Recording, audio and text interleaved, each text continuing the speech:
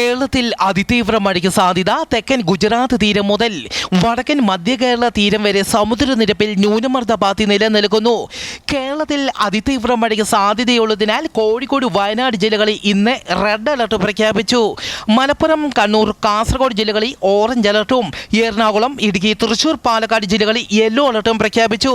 കേരളത്തിലെ ഒറ്റപ്പെട്ട ഇടങ്ങളിൽ മണിക്കൂറിൽ 40 മുതൽ 60 കിലോമീറ്റർ വരെ വേഗതയിൽ കാറ്റിനും സാധ്യതയുണ്ടെന്ന് കാലാവസ്ഥാ റിപ്പോർട്ട്.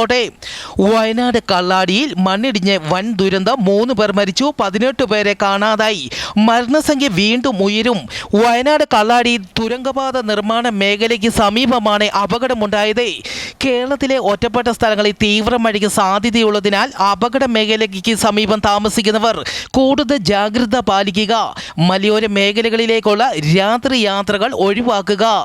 കനത്ത മഴ തുടരുന്ന സാഹചര്യത്തിൽ വയനാട് ജില്ലയിലെ എല്ലാ വിദ്യാഭ്യാസ സ്ഥാപനങ്ങൾക്കും നാളെ അവധി പ്രഖ്യാപിച്ചു.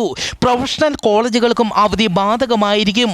അത്യാവശ്യമല്ലാത്ത യാത്രകൾ ഒഴിവാക്കണമെന്നും അറിയിച്ചു.